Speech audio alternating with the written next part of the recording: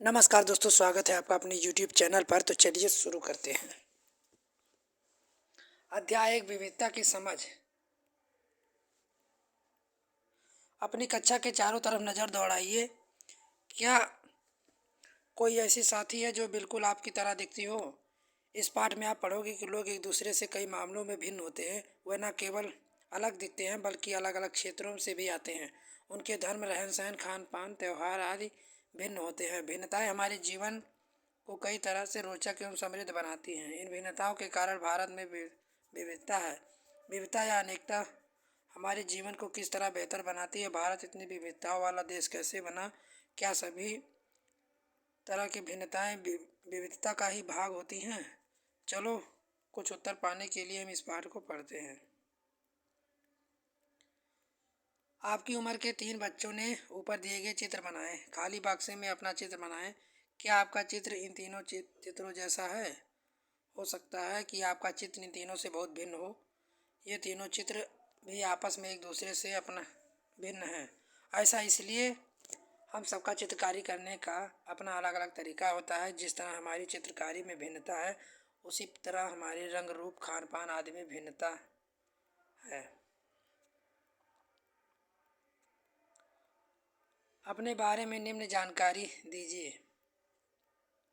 अपनी अध्यापिका की सहायता से आप पता करने कीजिए कि आपसे कितने साथियों ने जवाब में एक जैसे हैं।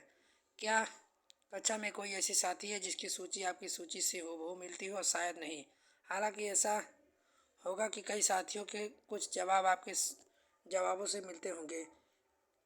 कितने साथियों को आपकी जैसी किताब पढ़ना पसंद है? आपकी कक्षा के विद्यार्थी कुल मिलाकर कितनी भाषाएं बोलते हैं? इसमें इससे आप अपने आप को अंदाज़ा हो गया होगा कि कई मामलों में आप अपने साथियों की तरह और कई मामले में आप उनसे बिल्कुल अलग हैं। दोस्ती करना। क्या ऐसा इंसान से दोस्ती करना आपके लिए आसान होगा जो आपसे बहुत भिन्न हो? नीचे दी गई कहानी को पढ़ें और उनके बारे में सोचें। मैंने एक मजाक की तरह लिया। मजाक जो फटे पुराने कपड़े उस छोटे लड़के के लिए था जो जनपद के भीड़ भाड़ वाले चौराहे की लाल बत्ती पर अखबार बेचता था। मैं जब भी वहाँ से साइकिल से गुजरता, वह अंग्रेजी का अखबार हाथ में लहराते हुए मेरे पीछे भागता और उस दिन सुर्खियों को हिंदी अंग्रेजी में मिलते जुलते शब्दों को चिल्ला कर सुनाता रहता। इस बार मैं पटरी के सहारे रुका और मैंने उससे हिंदी का अखबार मांगा। उसका मुंह खुला का खुला रह गया। उसने पूछा, मतलब आपको हिंदी आती है? बिल्कुल, मैंने अखबार के पैसे देते हुए कहा। क्यों, तुमने क्या सोचा? वह रुका। पर आप लगते हो बड़े अंग्रेज। वह बोला, मतलब कि आप हिंदी भी पढ़ सकते हैं? हाँ, पढ़ सकता हूँ। इस बारे में थोड़ा अधीर होते हुए बोला, मैं हिंदी बोल सकता हूँ, पढ़ सकता हूँ, लिख सकता हूँ। मैं स्कूल में दूर सब्जेक्ट विषय के साथ पढ़ी है। सब्जेक्ट, उसने पूछा। अब जो सब कभी स्कूल नहीं गया, मैं क्या समझाता कि सब्जेक्ट क्या होता है? वह कुछ होता है। मैंने शुरू किया कि बत्ती हरी हो गई। मेरे पीछे गाड़ियों के हॉर्न शोर 100 गुना बढ़ गया। मैंने अपनी आप को ट्रैफिक के साथ आगे बढ़ाने दिया।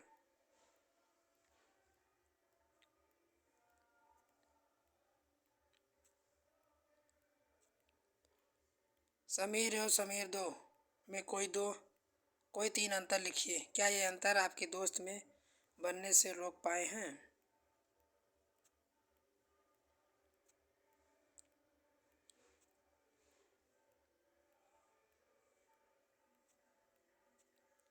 उन त्योहारों की सूची बनाइए जो हो सकता है कि समीर एवं समीर दो मानते हो। क्या आप ऐसी किसी परिस्थितियों के बारे में सोच सकते हैं जब आपके उसे दोस्ती की जो आप बहुत अलग हो? इसका वर्णन एक कहानी के रूप में कीजिए। समीर दो स्कूल क्यों नहीं जाता? उसकी राय में आपकी राय में अगर वह स्कूल जाना चाहता तो क्या जा पाता? क्या यह सही है? कुछ बच्चे स्कूल जा पाते हैं, कुछ नहीं जा पाते। इस पर चर्चा करें।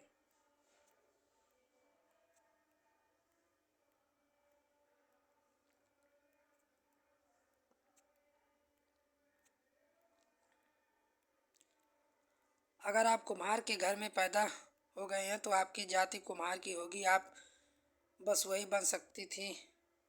कोई व्यक्ति जात से जुड़ा अपना पेशा कभी नहीं बदल सकता, इसलिए ज्ञान उस अलावा किसी अन्य ज्ञान को हासिल करना जरूरी नहीं समझा जाता था।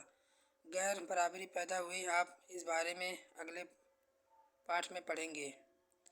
विविधता हमारे जीवन को कैसे समृद्ध करती है।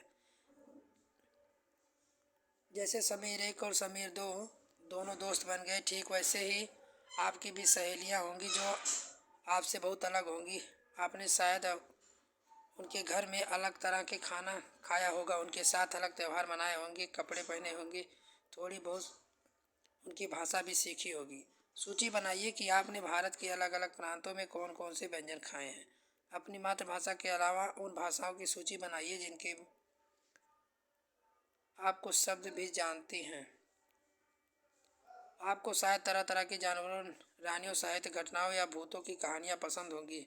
संभवतः ये आपको खुद कहानी बनाना भी पसंद होगा। एक अच्छी कहानी पढ़ने में हमेशा खुशी मिलती है। उसको पढ़कर ज़्यादा कहानियाँ बनाने के लिए मन नए नए विचार मिलते हैं। जो लोग कहानियाँ लिखते हैं वह विभिन्न स्रोतों, किताबियों, वास्तविक जीवन और कल्पना से प्रेरणा लेते हैं। कुछ लोग जंगल में जानवरों के नज़दीक रहे हैं, उन्हें जानवरों से दोस्ती व लड़ाइयों के बारे में कहानियाँ लिखी। कुछ अन्य लोग ने राजा रानियों के वृत्तांत पढ़कर प्यार और सम्मान के किस्से लिखे।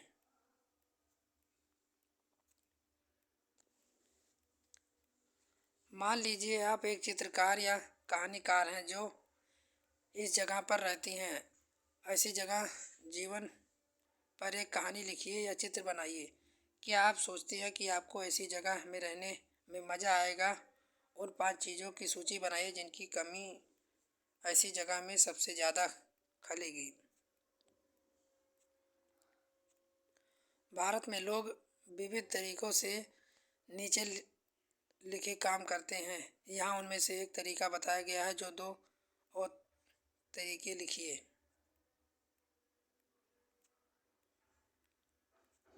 भारत में विविधता। भारत विविधताओं का देश है। हम विभिन्न भाषाएं बोलते हैं, विभिन्न प्रकार के खाना खाते हैं, अलग अलग त्यौहार मनाते हैं और भिन्न भिन्न धर्मों का पालन करते हैं। लेकिन गहराई से सोचे तो वास्तव में हम एक ही तरह की चीज़ें करते हैं, केवल हमारे करने के तरीके अलग हैं। हम विविधता को कैसे समझें? करीब 200 सवा 200 पहले जब रेल, हवाई जहाज, बस, कार हमारे जीवन का हिस्सा नहीं थे, तब लोग संसार के एक दूसरे भाग से यात्रा करते थे। वे पानी के जहाज, घोड़े, ऊँट पर बैठकर या पैदल चलकर। अक्सर ये यात्राएं खेती, बसने के लिए नई जमीन तलाश में या फिर व्यापार के लिए जाती थी। चूँकि यात्रा बहुत समय लगता था, इसलिए लोग नई जगह पर अक्सर काफ़ी लंबे समय तक ठहर जाते थे। इसके अलावा सूखे और अकाल के कारण कई बार लोग अपना घर बार छोड़ देते थे। उन्हें जब भरपेट खाना नहीं मिलता तब वे नई जगह जाकर बसते थे। कुछ लोग काम की तलाश में, कुछ युद्ध के कारण घर छोड़ते थे।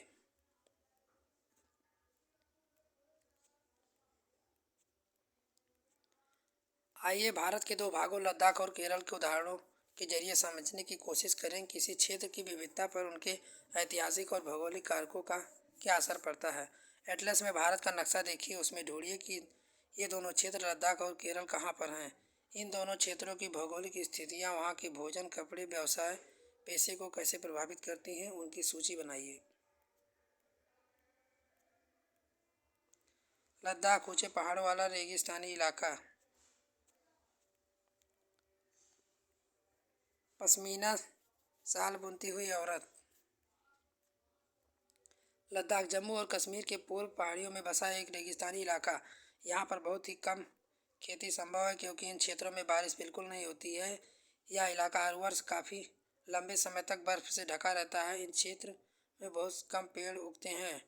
पीने के पानी के लिए गर्मी के महीनों में पिघलने वाली बर्फ पर निर्भर रहते हैं। यहाँ के लोग दूध के बने पदार्थ जैसे मक्खन, चीज़, मांस खाते हैं। हर एक परिवार के पास कुछ गाय, बकरी, गाय, याक होती हैं। रेगिस्तान होने का यह मतलब नहीं है कि व्यापारी यहाँ आने के लिए आकर्षित नहीं हुए। लद्दाख तो व्यापार के लिए एक अच्छा रास्ता माना जाता है, क्योंकि यहाँ घाटियाँ जिससे गुजर कर मध्य एशिया काफिले तक इलाके में पहुँचते थे, जिसे आज तिब्बत कहते हैं। यह काफिले अपने साथ मसाले, कच्चा रेशम, दर्रियाँ आदि लेकर चलते थे। लद्दाख के रास्ते ही बौद्ध धर्म तिब्बत पहुंचा। लद्दाख को छोटा तिब्बत भी कहते हैं। करीब 400 साल पहले यहाँ पर लोगों का इस्लाम धर्म से परिचय हुआ। अब यहाँ की अच्छी खासी संख्या मुसलमान रहते हैं। लद्दाख में गानों और कविताओं का बहुत ही प्रसिद्ध मौखिक संग्रह है। तिब्बत का ग्रंथ केसर सागा लद्दाख में काफ़ी प्रचलित है। इसके स्थानीय रूप में को मुसलमान और बौद्ध दोनों ही लोग गाते और उन पर नाटक खेलते हैं।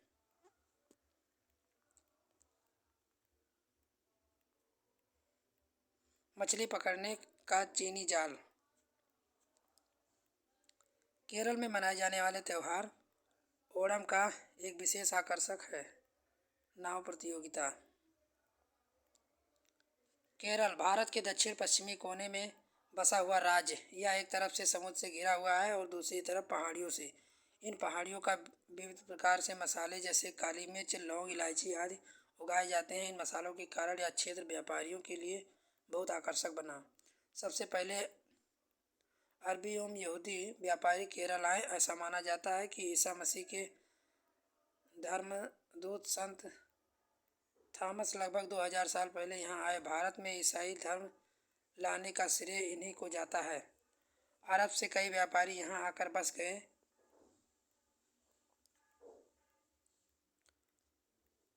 वास्को डी गामा पानी के जहाज से यहाँ पहुँचे तो पुर्तगालियों ने यूरोप से भारत तक समुद्री रास्ता जाना।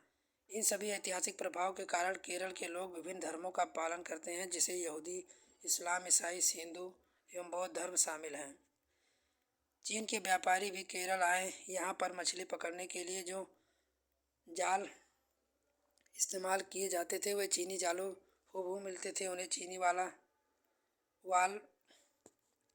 कहते हैं।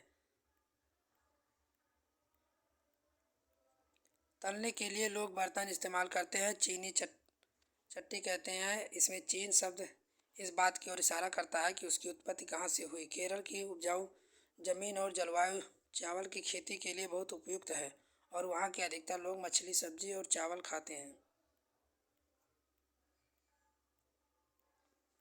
जहाँ केरल और लद्दाख भौगोलिक स्थितियों एक दूसरे से बिल्कुल अलग है, वहीं हम यह भी देखते हैं कि दोनों क्षेत्रों में इतिहास में एक प्रकार के सांस्कृतिक प्रभाव है। दोनों ही क्षेत्रों में चीन और अरब के आने वाले व्यापारियों ने प्रभावित किया। जहाँ केरल की भौगोलिक स्थिति के मसालों की खेती संभव बनाई, वहीं लद्दाख की विशेष भौगोलिक स्थिति और उन व्यापारियों को अपनी ओर खींचा। इस तरह पता चलता है कि किसी क्षेत्र के सांस्कृतिक जीवन का उसके इतिहास और भूगोल से प्रायः गहरा रिश्ता होता है। विविधता में एकता। भारत की विविधता या अनेकता को उसकी एक ताकत का स्रोत माना गया है। जब अंग्रेजों का भारत पर कब्जा रहा तो धर्म, भाषा और क्षेत्र की महिलाओं और पुरुषों ने अंग्रेजों के खिलाफ मिलकर लड़ाई लड़ी। भारत के स्वतंत्र संग्राम को अलग अलग परिवेशों के लोग शामिल थे। उन्हें एकजुट होकर आंदोलन किया, इकट्ठे जेल गए, अंग्रेज का अलग अलग तरीकों से विरोध किया। अंग्रेजों ने सोचा था कि वे भारत के लोगों में फूट डाल सकते हैं, क्योंकि उनमें काफ़ी भिन्नताएं हैं और इस तरह उनका राज चलता रहेगा। मगर लोगों ने दिखा दिया कि एक दूसरे से चाहे कितनी भी भिन्नता हो, अंग्रेजों के खिलाफ लड़ी जाने वाली लड़ाई में वे सब एक थे।